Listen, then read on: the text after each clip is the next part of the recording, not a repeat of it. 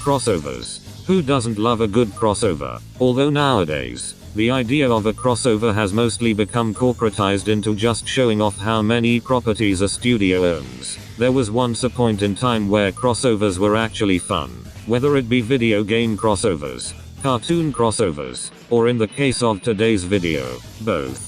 Crossovers used to just be about seeing two, maybe more, franchises meet up officially, and seeing what kind of adventures they would go on. Perhaps one of the more notable cartoon crossovers are the Nicktoons Unite series of games. Nicktoons Unite, from 2005. Nicktoons Battle for Volcano Island, from 2006. Nicktoons Attack of the Toybots, from 2007. And Nicktoons Globs of Doom, from 2008.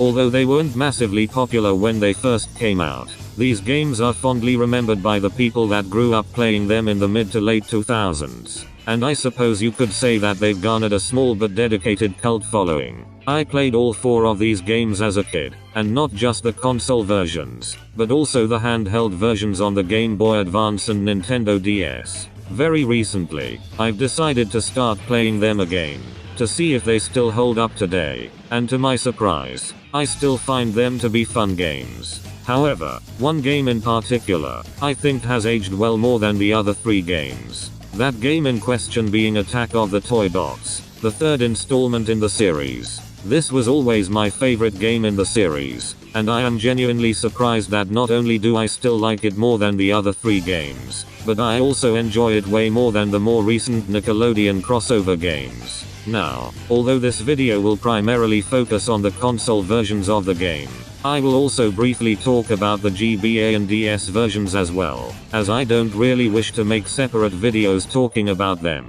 With that said, allow me to explain why Attack of the Toybots is the best Nicktoons crossover game, even beating out the more recent crossover games, as well as one of the best games to come out of the long bygone licensed cartoon-based video game era of the 2000s. Let us begin.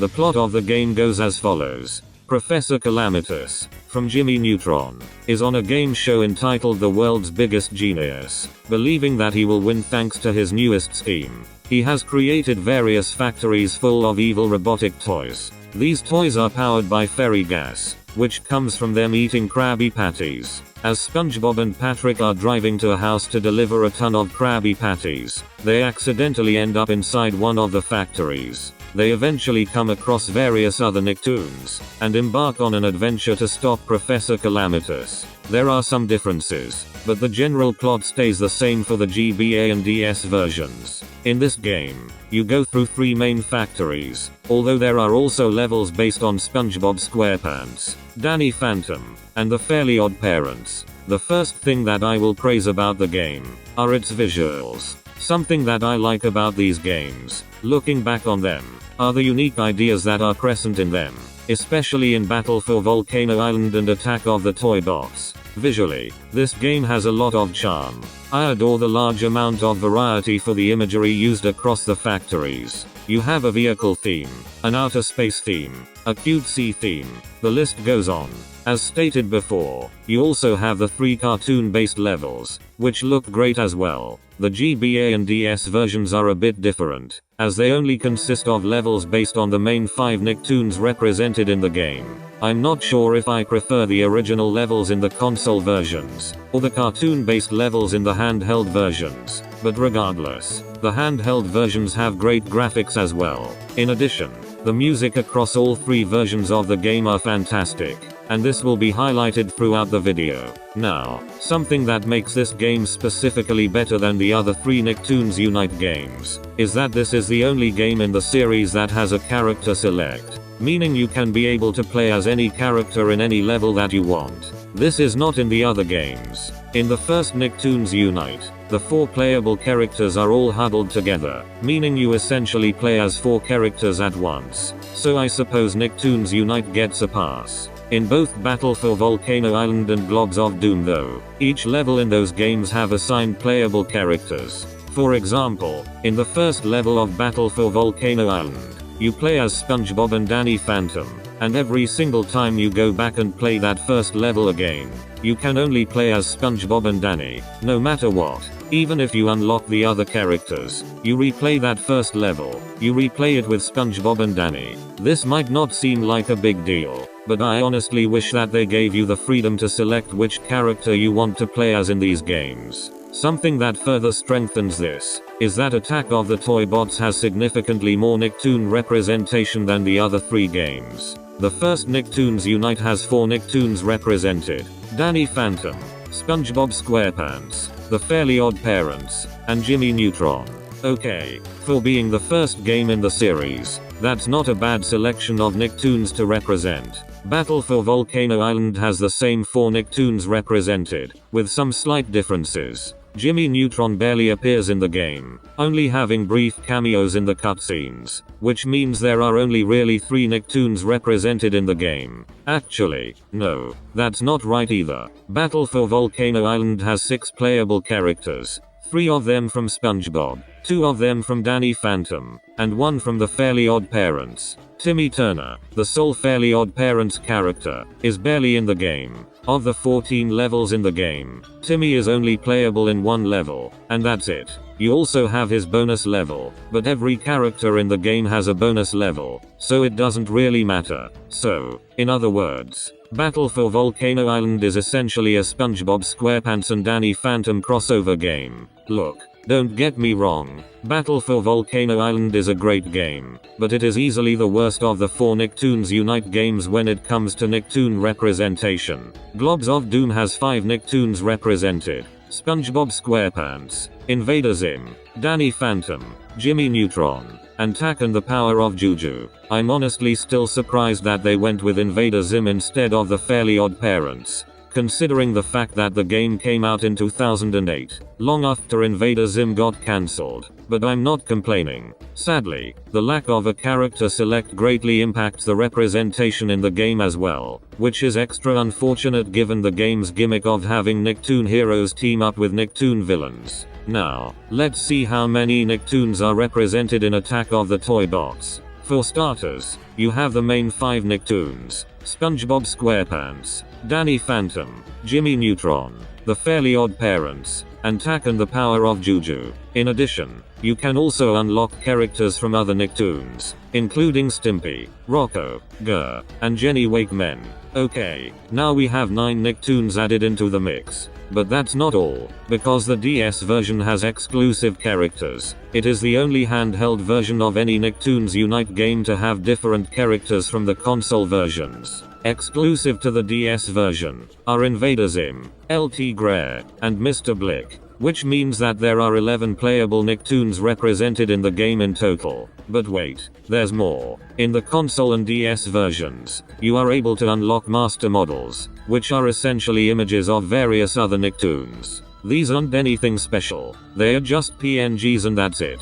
But it just shows how much care was put into the representation. They could have done this for the main 5 Nicktoons only, but they chose to go all out and include a variety of other Nicktoons. It's honestly sad how the Nickelodeon game that came out back when there were only 2 Smash Bros games, and has nothing to do with Smash Bros or fighting games in general, is able to put in something akin to the Smash Ultimate Spirits, but not the official Nickelodeon fighting game that has the same gameplay style as the Smash Bros series. Although the GBA version only has the main 5 Nicktoons as playable characters, and no master models, it makes up for it by having cameos of various other Nicktoon characters appear throughout the levels. These characters serve no purpose. You can't interact with them, and once you move away from where they were, and go back, they have disappeared. But still, it just adds to the representation.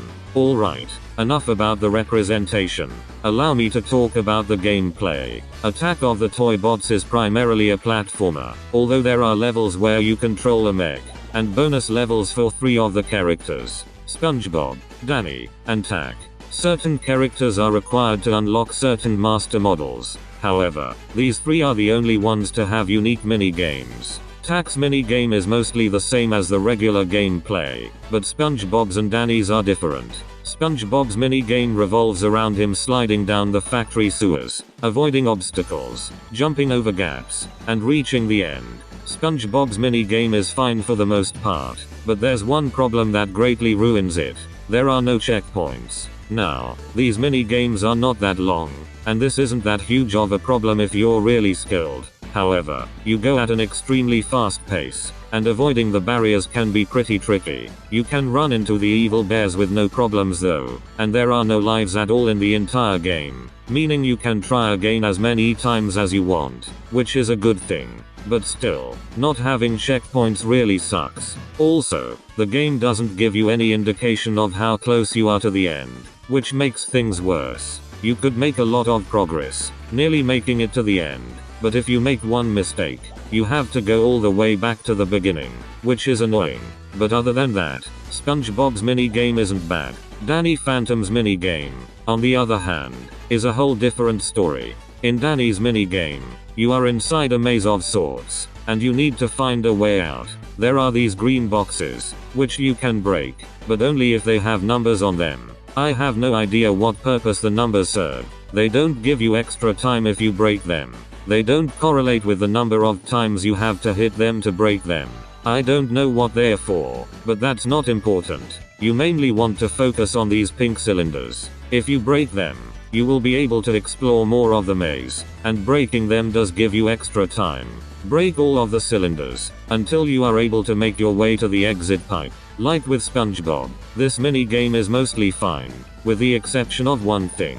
In this case, it's the controls. For the rest of the game, the controls are perfectly fine, but in this mini game, and this mini game only, the controls are terrible. Keep in mind that this is only in reference to the PS2 version. I have no idea how bad the controls for the Wii version are in comparison, and I don't think I want to know. And yes, I own this game on both the PS2 and Wii, because I love this game that much. But anyways, you don't use the joystick to move Danny. No. Instead, the joystick only turns around Danny. In order to move forward, you have to press the right trigger, and you shoot the boxes and the cylinders with the X button. And it's honestly really awkward to play. Not to mention, I could be wrong on this, but I believe there are no checkpoints in this mini game either. I was thankfully able to beat these 3 levels in one go, but not without having constant anxiety caused by the terrible controls. Trying to navigate your way to these cylinders, all while making sure not to die or run out of time. It's a nightmare.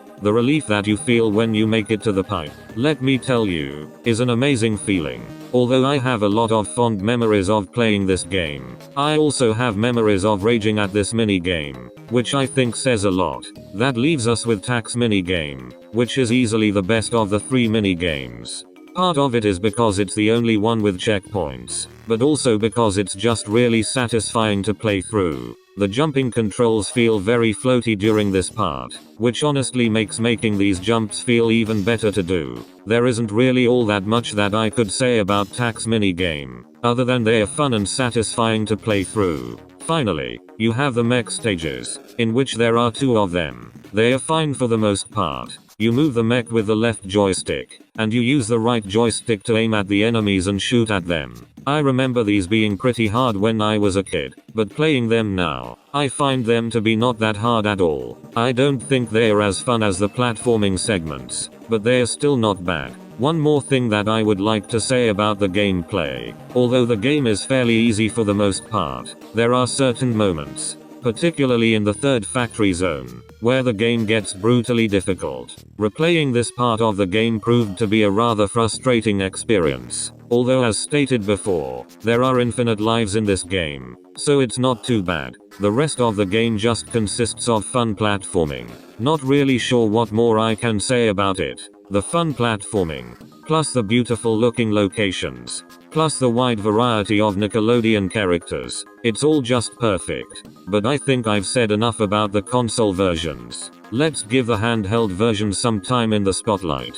I have a lot of nostalgia for the DS version of the game, and I mean a lot of nostalgia. Probably more so than the console versions. The DS version is primarily a beat 'em up, and a really fun one at that.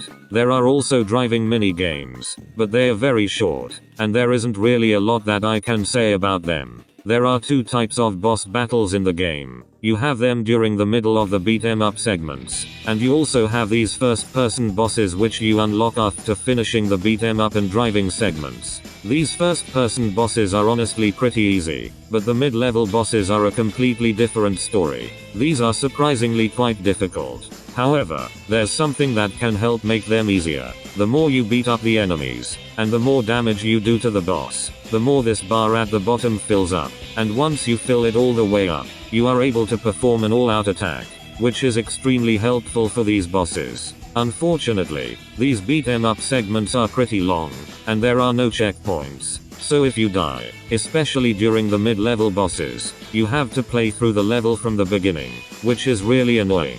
But that still doesn't change the fact that this is a great game with great graphics, catchy music, fun gameplay, and a wide variety of Nicktoons to play as. Even though this video is mostly for the console versions, I'm honestly not sure if I like the DS version more, or if I like the console versions more. The GBA version is honestly the least good of the three, but I still have a very soft spot for it.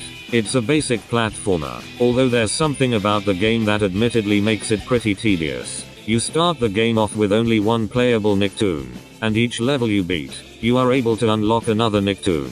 Let me explain how this game goes. Let's say you unlock SpongeBob first. In the first level of the game, you play as SpongeBob only. Once you beat the first level, and go back to the character select, you decide to unlock Timmy next. You make it through the second level as SpongeBob, and once you beat it, you have to beat it again as Timmy, and so on.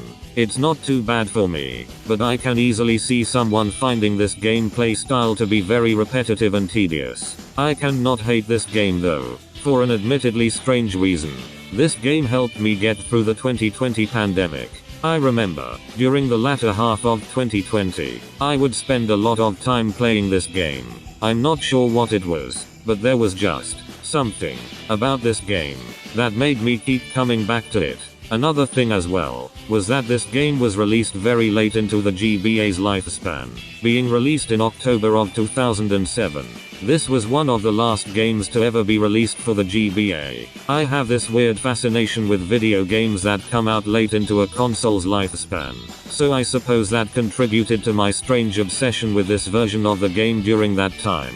Of course, I do have childhood nostalgia for this version of the game, but considerably less so when compared to the console and DS versions. And although the DS version is my favorite of the Nicktoons Unite DS games, I'm not sure how the GBA version compares to the other two GBA games. Nicktoons Unite on the GBA is an average platformer, not bad, but nothing special, while Battle for Volcano Island on the GBA is honestly really difficult, and I was never able to have fun with it. So I suppose Attack of the Toybots is my favorite of the three GBA games as well, though it's not like there's much competition. To wrap things up, Nicktoons Attack of the Toybots is a great game, and it's honestly a shame that we may never get another Nicktoons game like it ever again. The newer Nickelodeon crossover games can try, but they can never be able to replicate the charm and soul that the older Nicktoons Unite games had. I remember coming across an article from THQ Nordic stating that the older Nickelodeon games from the 2000s could be remade for modern-day gaming systems, and seeing how well the Battle for Bikini Bottom remake turned out, that means we could potentially get remakes of the Nicktoons Unite games. Although I would love to play Attack of the Toybots on a modern gaming system like the Nintendo Switch, there are certain things that make me not want to see that happen. For one thing, if they ever remake these games, it is 100% inevitable that Nickelodeon will add him into the games, and I really don't want that. Also, even though they are from a different developer, there's still a chance that these remakes could end up being devoid of life like the more recent Nicktoon crossover games. Playing Attack of the Toybots, and then playing Nickelodeon All-Star Brawl, feels so depressing.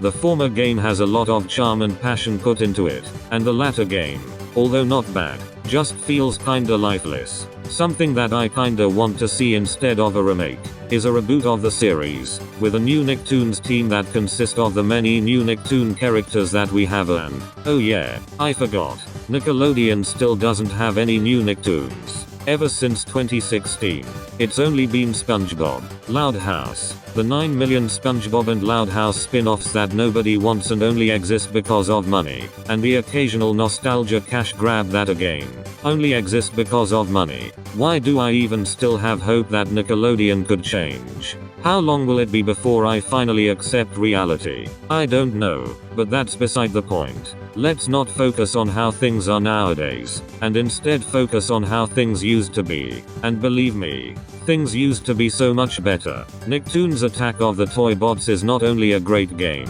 it is not only the best Nickelodeon crossover game, it is not only one of the best Nickelodeon games in general, no, it is one of the best cartoon-based games of all time. An absolutely underrated gem of a game. Thank you everyone for watching this video. Be sure to like and subscribe to the channel if you're new, and I will see you all next time. Goodbye.